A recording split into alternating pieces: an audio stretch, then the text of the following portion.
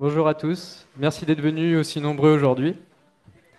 On va parler des différentes solutions qui répondent à des problématiques récurrentes quand on a affaire à des systèmes legacy. Mais d'abord, on va remonter un petit peu en arrière, le 4 juin 1996, en Guyane française. Donc, c'est le jour de l'inauguration du premier vol d'Ariane 5. Donc, au moment du décollage, la fusée s'envole, pas de souci, elle prend de la vélocité, mais c'est alors qu'à h plus 37 secondes, elle se désintègre. En cause, une erreur de conversion numérique qui a provoqué, avec une succession de problématiques en chaîne, une déviation de la fusée de sa trajectoire, donc du système de guidage inertiel notamment, et donc sa désintégration. Bilan des courses, des pertes matérielles, des pertes financières, plus de 100 millions des centaines de millions de dollars, et aussi des pertes en matière d'avancées scientifiques potentiellement, puisque la fusée transportait des satellites. Donc, qu'est-ce qui aurait pu mieux fonctionner?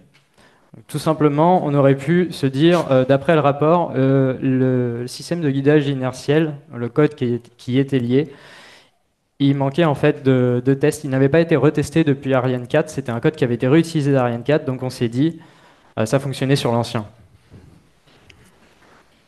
Sauf qu'en fait, il y avait des petites différences entre la 4 et la 5, notamment en termes de vélocité, ce qui a provoqué les erreurs de conversion.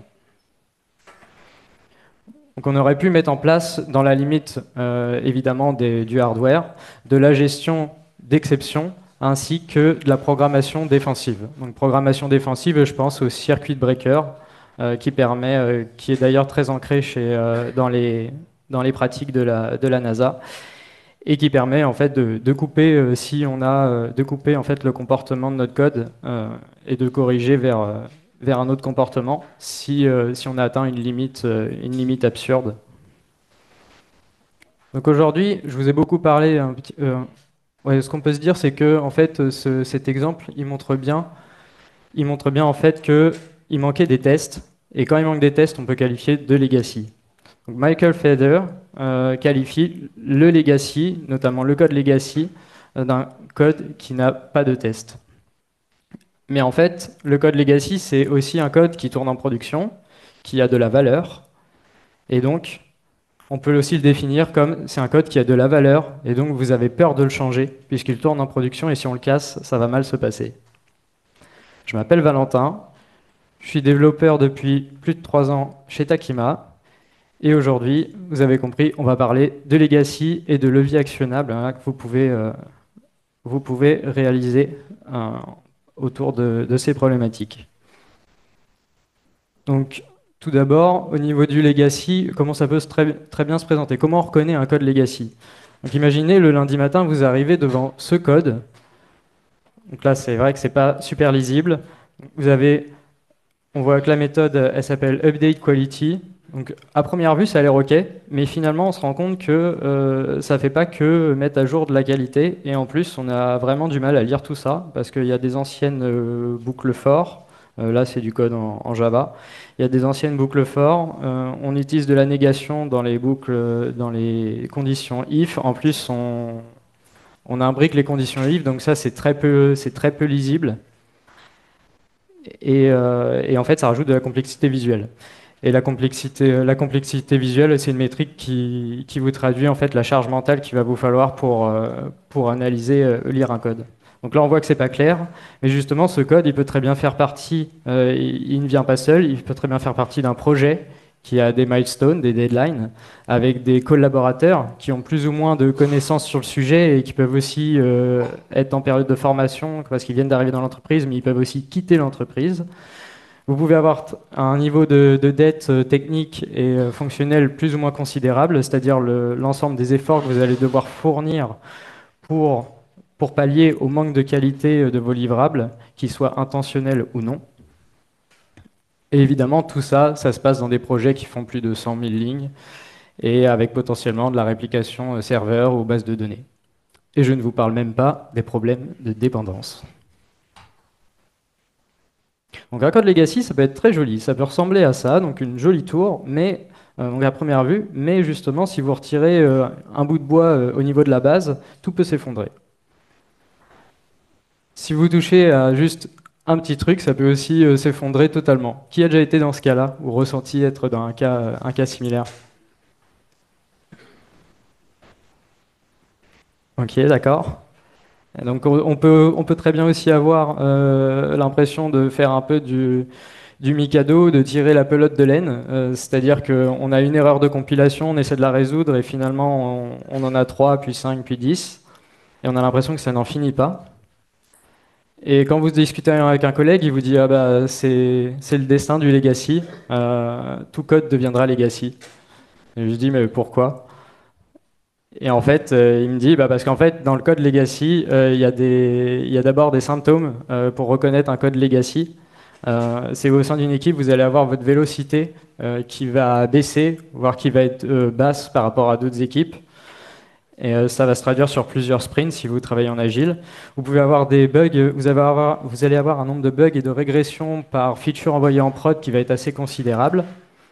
Et on va reconnaître à ça aussi la connaissance qui va être, par exemple, vous avez une personne qui détient la connaissance, et ça peut être problématique si cette personne s'en va. Il y a aussi des facteurs plus ou moins externes sur lesquels vous allez avoir moins d'influence. Donc là, par exemple, si le marché en décide autrement, je donne un exemple, si demain on passe, fini les voitures thermiques, on passe totalement à l'électrique, bah, il va falloir réécrire des applications, et c'est le cas. Il faut réécrire des applications dédiées aux véhicules, à la gestion des véhicules électriques, notamment les bornes de recharge.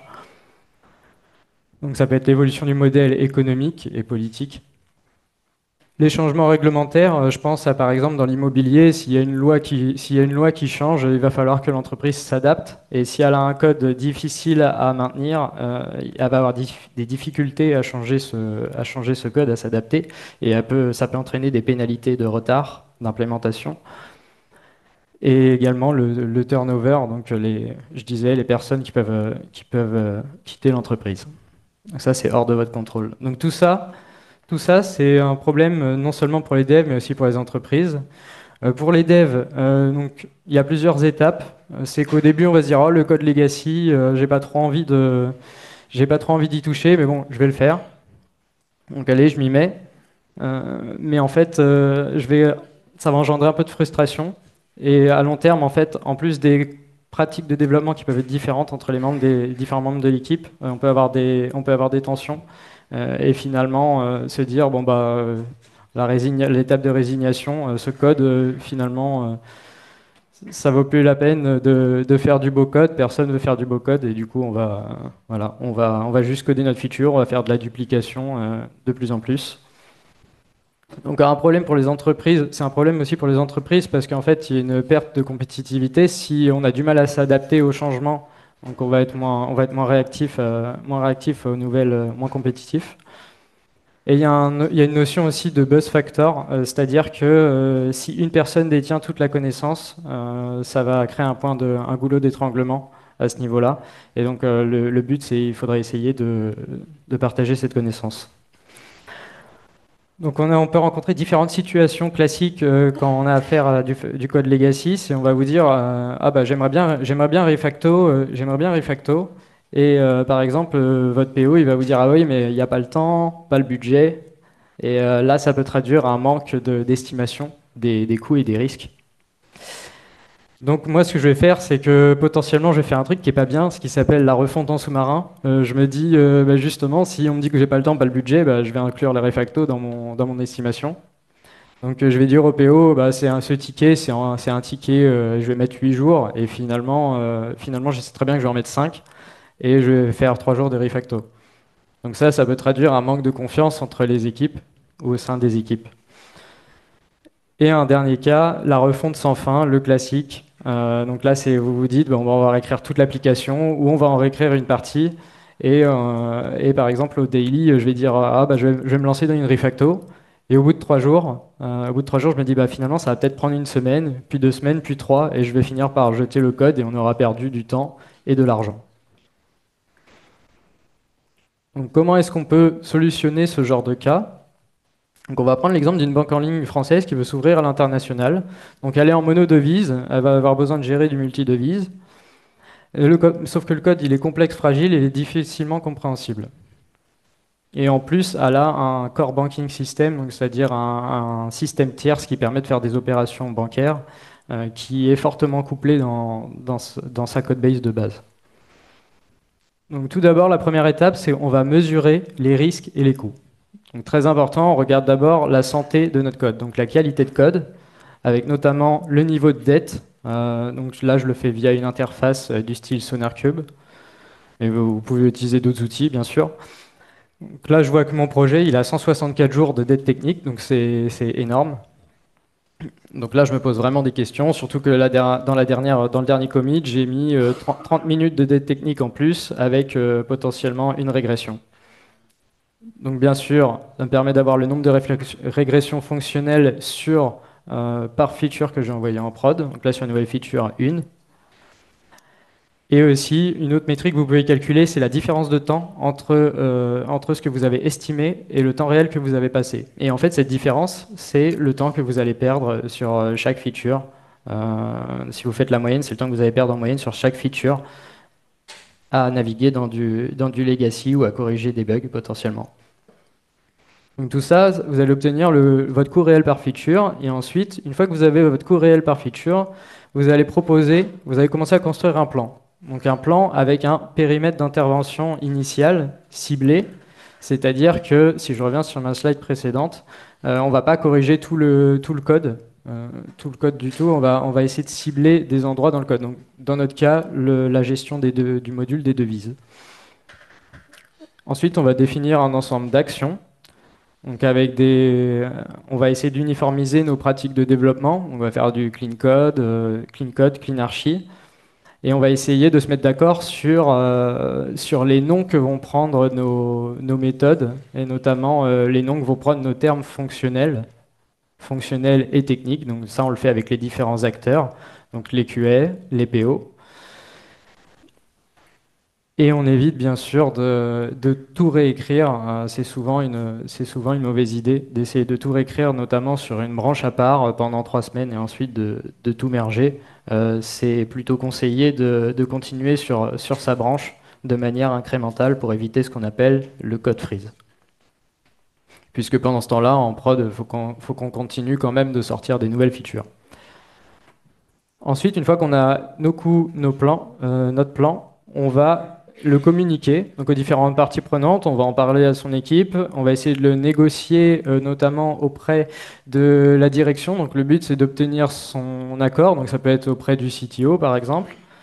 Et tout ça, bien sûr, il va falloir que ça soit aligné avec la stratégie d'entreprise. Ça c'est très important.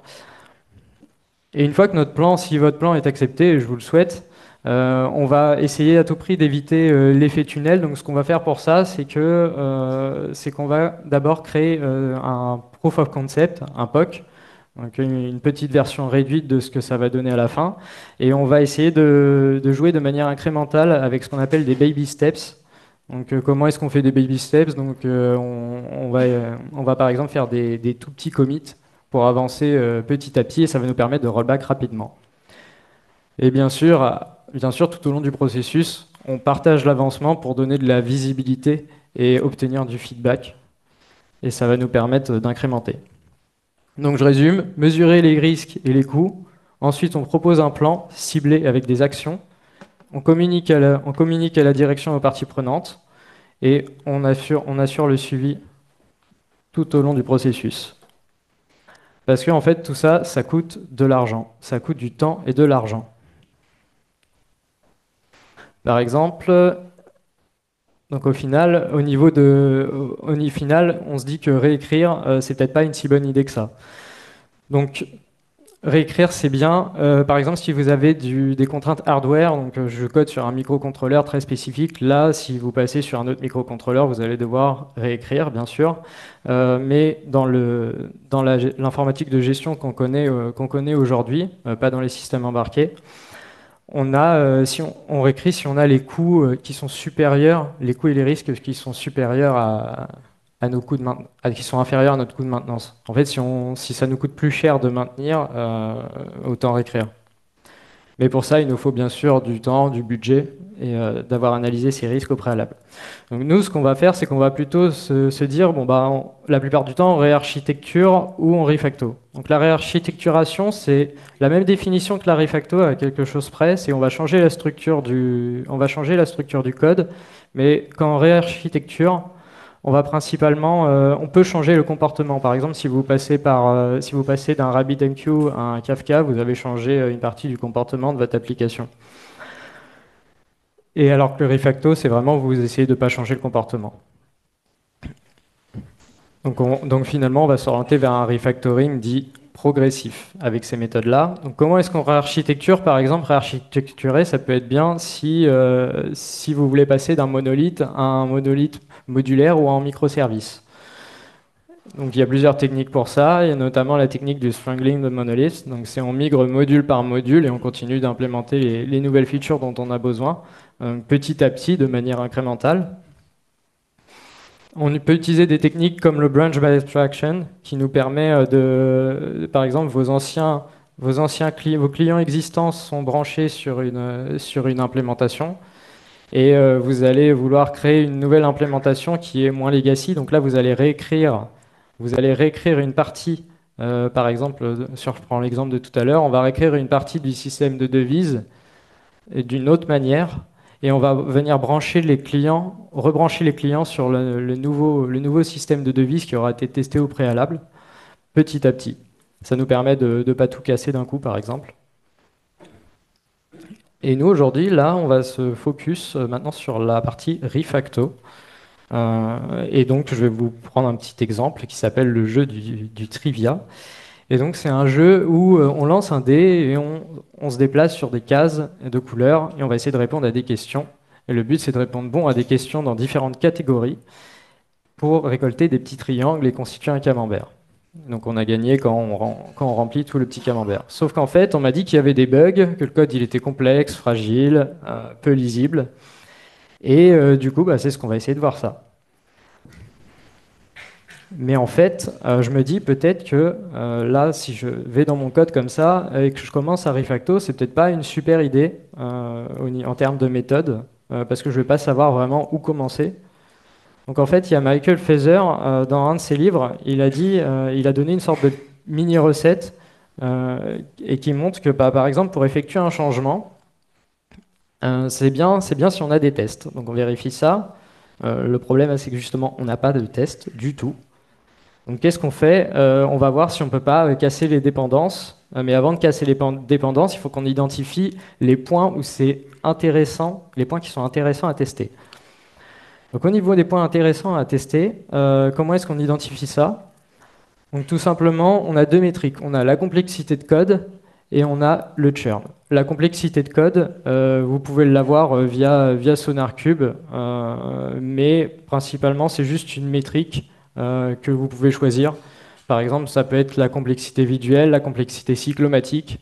Et j'ai vu des modules, notamment JavaScript, qui nous permettent de calculer la complexité de code. Et la métrique, c'est juste le nombre de lignes de code. Donc ça peut être aussi simple que ça. Ensuite, vous pouvez calculer le churn. Donc le churn, c'est la fréquence à laquelle votre fichier va être modifié. Donc c'est le nombre de modifications de votre fichier sur une période de temps donnée. Donc là, vous pouvez prendre en photo, si vous voulez, la commande. Si je lance cette commande-là, c'est une commande qui me permet d'afficher en fait sur les 12 derniers mois les fichiers qui ont été utilisés, qui ont été le plus changés durant les 12 derniers mois. Donc là, je dis 50 fichiers. J'ai exclu les fichiers JSON parce que parfois, voilà, vous les utilisez dans les tests. Et donc, c'est possible d'utiliser aussi un bornage, un since, until, pour, par exemple, dire si votre code n'a pas été modifié depuis 2 ans, je regarde le churn entre la 3e année et la 2e année. Donc là, j'ai lancé la commande et donc je m'aperçois qu'en fait, j'ai deux classes qui sont beaucoup changées, qui sont Game et Game Runner. Ça tombe bien parce qu'en fait, c'est les classes que je vais vous montrer aujourd'hui. Donc on voit avec ce churn-là que ça a l'air d'être intéressant d'étudier la question du refacto de Game et de Game Runner. Donc, qu'est-ce que ça va vous permettre de faire en fait, d'avoir le churn et la complexité? Ça va vous permettre de reporter ça sur un graphique et de vous focus en fait sur là où c'est important. Il faut vous focus sur la valeur métier. Donc une fois qu'on a identifié la partie qu'on veut, donc game et game runner, on va sortir un diagramme de dépendance. Donc mon projet il est un petit peu trop simpliste. Donc j'ai pris un autre exemple qui est la gestion d'une clinique vétérinaire avec le framework Spring en Java. Et du coup, en fait, quand on sort ce diagramme de dépendance, il va me permettre de vérifier que les impacts que mon changement va apporter. Par exemple, si je modifie ici base entity, ça va impacter personne, name entity et visite. Donc ça c'est une première approche pour pouvoir voir les impacts que votre changement il va avoir dans votre code. Ensuite, si votre projet il commence à être un peu trop compliqué ou qu'il commence à ressembler à un énorme bloc en termes de diagramme de dépendance ou à un vaisseau dans Star Trek, bah, vous allez utiliser plutôt une matrice de dépendance. Et alors la matrice de dépendance, bon, ça a l'air pas facile à lire comme ça, mais je me suis dit, au niveau de l'API REST, j'aimerais bien voir ce qui se passe quand je modifie par exemple un pet, quel impact ça va avoir sur les autres composants.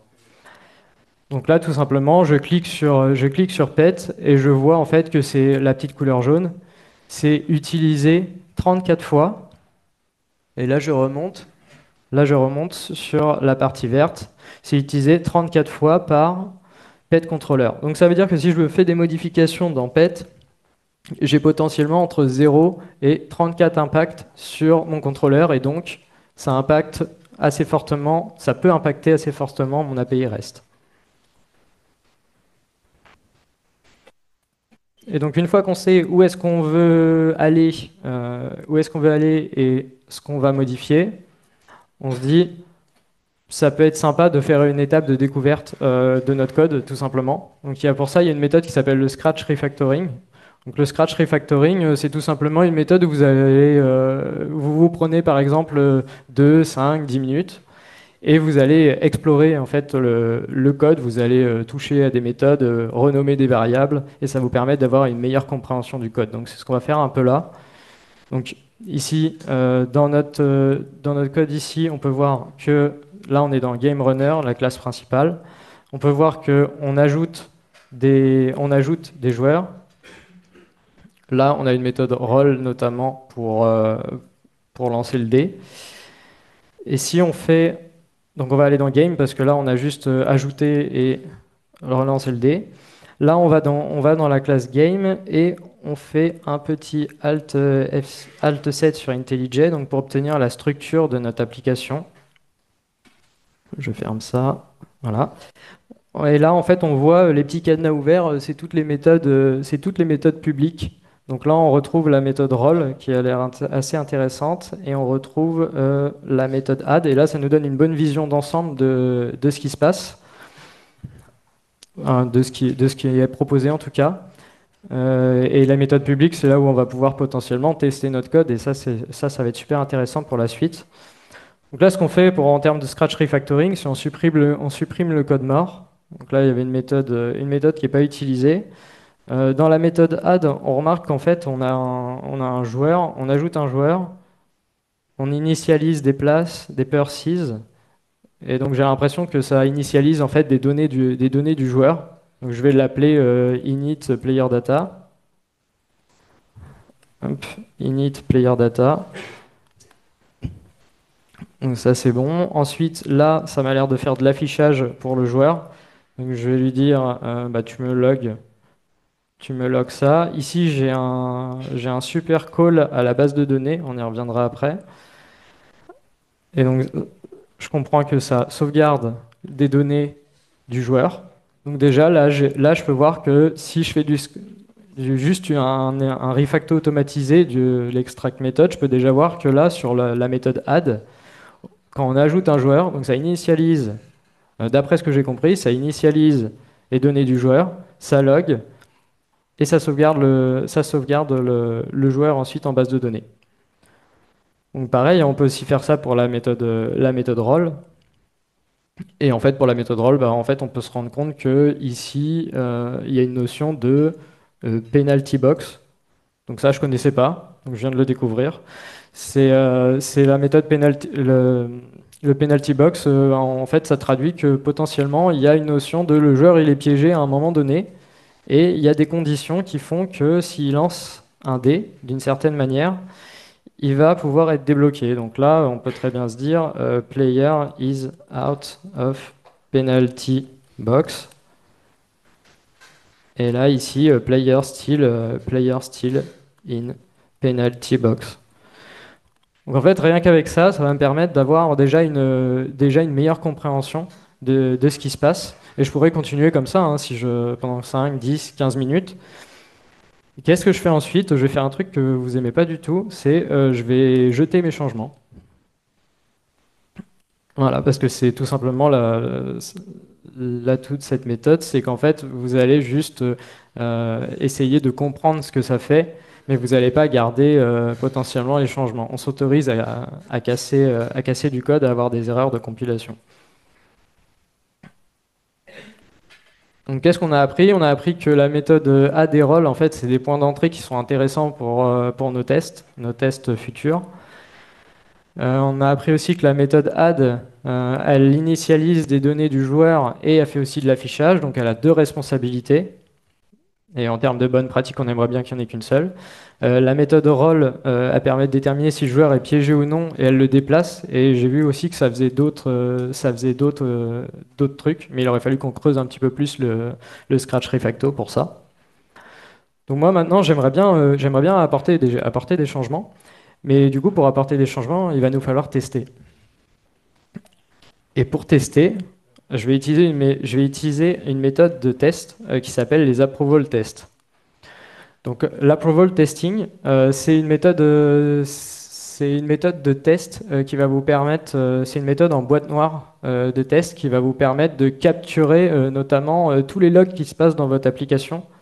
Donc là, je vais lancer mon application d'ailleurs. Et donc, vous allez pouvoir capturer tous les logs, par exemple les systèmes out que vous avez vus, les logs console. Je vais pouvoir les capturer et je vais pouvoir les mettre dans un fichier de référence. Donc, je vais utiliser pour ça une librairie qui s'appelle Approval Test. Donc, si vous allez sur le site d'Approval Test, ça va vous montrer comment faire un test approval. Et il y a différents langages. C'est supporté par différents langages. Et donc, ce genre de test, c'est entre un test end-to-end et un test unitaire. Et ça va vous permettre d'englober en fait le comportement, de prendre une sorte de capture d'écran de votre comportement, de vos logs. Et si jamais vous changez votre code d'une mauvaise manière, d'une manière qui change le comportement, en fait, le log, il sera juste différent. Donc, par exemple, player numéro 1, si vous changez le calcul du numéro du player, ça va sortir un autre numéro potentiellement et vous verrez que vous avez changé le comportement. Donc à chaque fois qu'on utilise un approval test, il y a un fichier, à chaque fois qu'on lance l'approval test, il y a un fichier received qui est généré. Il y a un fichier receive qui est généré et en fait, il va nous falloir un fichier approved. Je vais vous montrer juste après. Et le fichier approved, c'est un fichier que le test, en fait, il va fail parce qu'il n'y a pas de fichier approved. Et en fait, on va devoir créer le fichier approved ça va être notre fichier de référence qu'on va pouvoir versionner ensuite. Donc, ce qu'on va faire, c'est que là, on va créer tout simplement notre test. Donc là, je crée mon approval test. Voilà. Et je vais utiliser un live template, donc c'est-à-dire un morceau de code préconçu pour gagner du temps.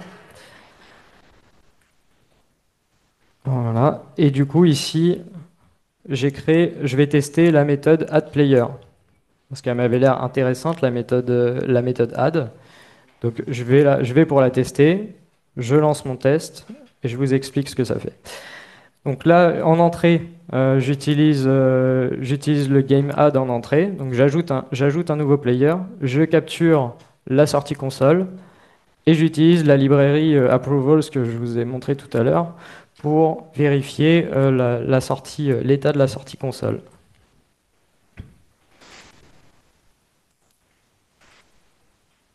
Donc là, on voit que normalement le test, il passe pas. J'ai vu qu'il y avait du rouge, voilà. Il passe pas et justement on a un error while inserting player into DB. Donc en fait là, ce qui se passe, c'est qu'on a une erreur super intéressante, parce qu'il nous dit qu'il y a une erreur avec la base de données. Mais nous, on veut tester, on veut pas avoir des erreurs avec la base de données. Donc on est face à un petit problème. Et ce problème, c'est que on doit tester avant de refacto, ça va de soi. Mais justement, le code, il est intestable. Donc, ce qu'on va essayer de faire, c'est on va essayer de découpler, notre code core de notre code infrastructure. Donc, c'est-à-dire, on va découpler notre logique pure de l'appel de base de données. Donc, comment est-ce qu'on fait ça? On va utiliser une méthode qui s'appelle subclass override. Donc, la méthode subclass override, je vais vous montrer comment voilà, on peut faire. C'est que tout d'abord, on va extraire le morceau de code pour l'isoler. Donc, grâce au Scratch Refacto, je sais que à peu près ça sauvegarde le player. J'ai pas besoin du statique. Je le mets en protected parce que je vais avoir besoin d'y accéder depuis mes tests. Ensuite, je vais pouvoir commencer maintenant que j'ai isolé la sauvegarde en base de données, je vais pouvoir créer ma subclasse. Donc la première partie de cette méthode. Donc je le fais toujours avec des refactoring automatisés. Donc ça va me permettre en fait de refactorer de manière automatique avec mon environnement de développement. Ça va me permettre d'éviter en fait de diminuer le risque d'erreur parce que l'erreur est humaine bien sûr. Donc là j'ai créé ma classe testable game qui hérite de game et justement grâce à ça j'ai fait mon subclass. J'ai fait mon subclass et ensuite maintenant il va falloir que j'override. Donc je prends la méthode voilà, je prends la méthode je prends la méthode savePlayer et là j'override. Et donc qu'est-ce que je mets dedans? Là j'avais un appel base de données et là je lui dis bah tu ne fais rien du tout. Voilà, donc là qu'est-ce que je fais? Là j'utilise une sous-classe de game testable game que je vais pouvoir utiliser dans mes tests. Et j'ai réécrit le comportement de l'appel base de données en rien du tout. Comme ça, je m'abstrais du comportement de base de données. Ce qui fait que là, là, je peux utiliser testable game à la place de game. Et là, là, je me suis totalement détaché de mon appel base de données et je peux enfin tester. Et du coup, au passage, là, ça va pas fonctionner. Parce qu'en fait, ce que je vous ai expliqué tout à l'heure, c'est que à chaque génération, on a un fichier .receive qui est généré. Donc là, ça va prendre sens. On a un fichier .receive qui est généré avec les données du joueur. Donc ça correspond au sortie log qu'il y a dans la méthode add. Et donc, comme c'est la première fois qu'on a réussi à générer notre test, on va créer le fichier approved, qui est notre fichier de référence. Et ce fichier, on va pouvoir le versionner et donc partager avec notre équipe. Et c'est contre ce fichier-là que la librairie approval, elle va tester si le comportement est bon. Donc ce fichier-là, c'est le fichier de référence, on n'y touche pas. Et donc en fait, à chaque fois qu'on va relancer le test, là je relance le test, et à chaque fois qu'on va relancer le test, ça va tester contre le fichier approved. Et là, comme je viens de relancer et que ça va pas changer de comportement, donc le test va passer. Donc là, on est bon. On peut même rajouter, c'est intéressant parce que comme on a utilisé, on s'est abstrait du call base de données, mais qu'on y a accès, on peut très bien tester combien de fois il a été appelé. Donc là, je teste, je vais dire mon call base de données, il a été appelé 2 fois. Donc là, vous allez me dire, c'est bizarre, 2 fois, il est appelé qu'une fois le call base de données. Du coup, ça va pas fonctionner. Eh bien, vous avez raison. parce que j'ai volontairement introduit une erreur. C'est que, en fait, c'est une seule fois. Mais j'ai mis deux fois parce qu'en fait, c'est une pratique plutôt. J'aime pas trop directement faire en sorte que le test fonctionne. Parce que ça me permet de voir notamment, parce que parfois en fait, vous testez un code, vous dites le test fonctionne, je passe à la suite, et on a tendance à juste tester les cas nominaux et pas forcément les cas à la marge. Et donc ça permet de s'assurer que le test ne passe pas, et avant de faire passer le test, comme on l'entend. Donc bien sûr, on peut faire ça comme ça, mais on peut aussi, si c'est un nombre, on peut tester la négation, la nullité. Et donc là, notre test y passe. Alors là, l'intérêt, c'est que c'est pas totalement couvert parce que là, on n'a pas totalement couvert avec nos tests, donc on peut pas encore refacto. Mais en fait, ce qu'il faudrait dans l'idéal, c'est il faudrait en fait continuer à couvrir un peu plus cette méthode add, parce qu'en fait là, par exemple, si je supprime ce morceau de code, ça ne va pas passer normalement. Donc là, on va voir si on a capturé tout ce qu'on avait besoin de capturer. Et là, on s'aperçoit qu'en fait, on vient de modifier du code et nos tests, ils ont rien capté. Donc là, ce qu'il faudrait, c'est continuer à améliorer en fait nos tests d'approvals, continuer à tester pour avoir ensuite refacto. Donc ce qu'on peut faire, c'est on peut aussi rajouter des logs éventuellement pour capturer encore plus de comportements.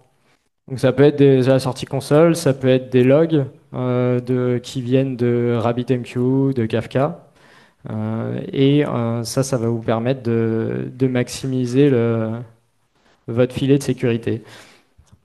Et donc je précise, ces tests-là, la plupart du temps, c'est des tests temporaires. En fait, c'est un filet de couverture que vous allez vous donner de manière temporaire. Et ensuite, c'est des tests potentiellement que vous allez le plus souvent jeter. Mais ça vous aura permis d'avoir un bon filet de sécurité au moment où vous allez refacto. Donc pour résumer, on a utilisé le subclass override. Donc on l'aurait aussi pu l'utiliser sur des logs. Donc comment ça s'articule? Donc sur des logs, parce que les logs c'est aussi du code infrastructure. Donc on fait un extract méthode pour extraire le log avec la fonction onProtected. Ensuite on crée notre subclass, on crée notre sous-classe testTableGame avec la méthode de log dedans qui est override et elle ne fait rien. Et ensuite, donc là, ce qu'on a créé, c'est que ça porte un nom. En fait, ça porte le nom de sim. C'est-à-dire que testTableGame, la méthode log de testTableGame, ça devient un endroit en fait où on peut rajouter du code, se modifier le code existant. Donc, on modifie pas le code de la classe game directement pour faire nos tests.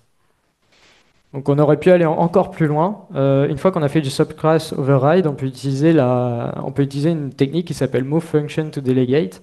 Donc là, qu'est-ce que ça permet de faire? Ça permet je vous résume rapidement, on va créer, au lieu d'utiliser juste une méthode, on va créer une interface. On va créer une interface pour les logs, par exemple.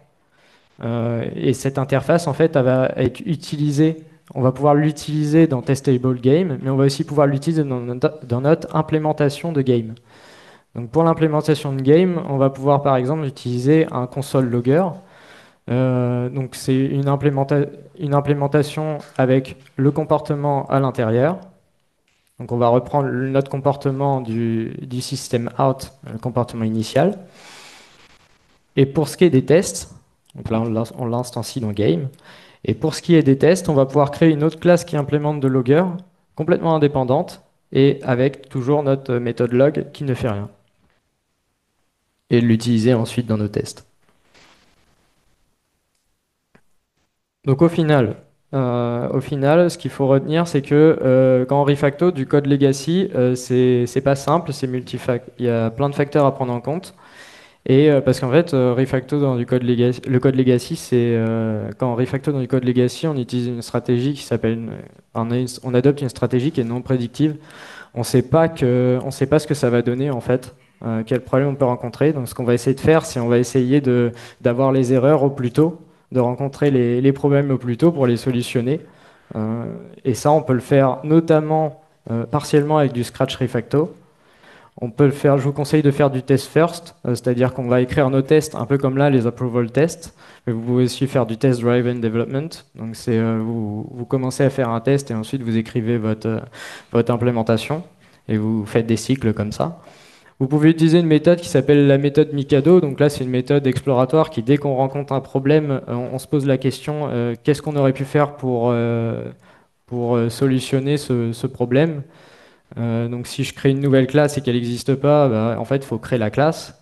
Donc voilà, et ensuite je crée la classe, mais je vais revenir en arrière dans mes changements et ça va permettre de créer une sorte de graphe, d'explorer et de créer un graphe. Et ce graphe, ça va correspondre à nos étapes d'exécution pour corriger un code. Donc c'est une méthode comme ça que vous pouvez utiliser. Je la présente pas aujourd'hui parce que ça mériterait une conférence, un talk entier. Et vous pouvez bien sûr utiliser, je vous conseille d'utiliser l'overcommitting. Donc je parlais des baby steps tout à l'heure. Ça va vous permettre en fait de faire des tout petits commits par incrément.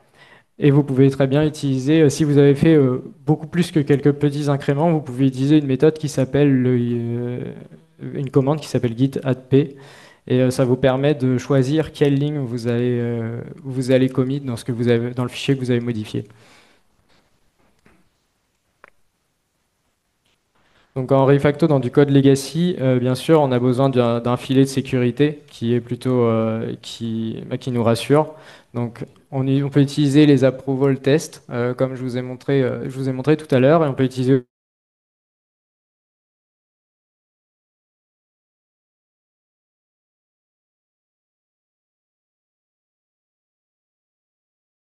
aussi le mutant et vos différentes conditions.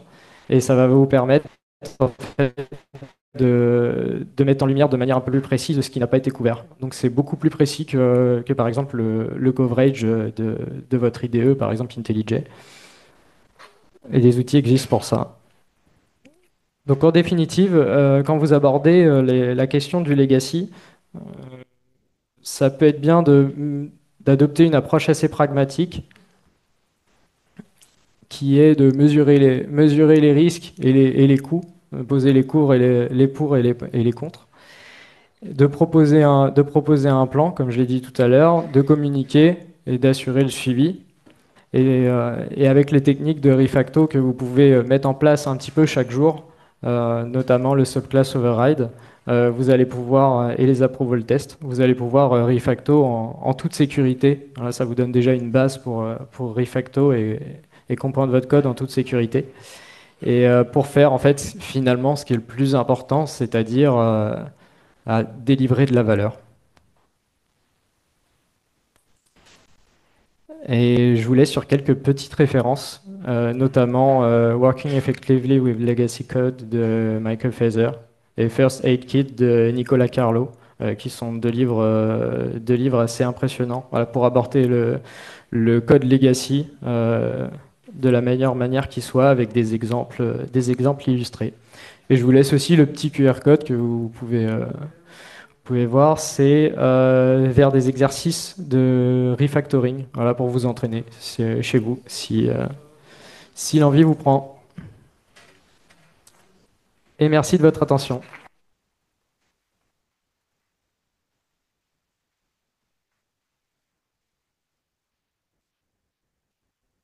Il reste 5 minutes pour des questions éventuellement.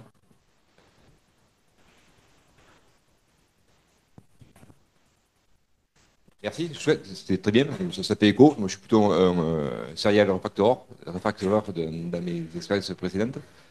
Et juste deux trucs, c'est que je trouve qu'il y a deux points qui manquent où je ne me retrouve pas. C'est primo, c'est qu'avant de refactorer, c'est bien de virer le code de mort, quoi. Souvent, des vieux projets comme sont bien dégueulasses, il y a du code mort un peu partout qui tire des dépendances qui ne servent plus. Quand on a viré ce code mort partout et qu'on a simplifié les petites choses, des fois, il y a le tas de spaghetti, il peut bien se défaire, hein, parce qu'il y a quelques petites dépendances débiles qui traînent partout et qui salopent tout le code. Ça, c'est mon premier truc. Et après, j'ai autre chose, mais j'ai oublié. On n'aura pas le droit. Merci pour la précision. Une autre question.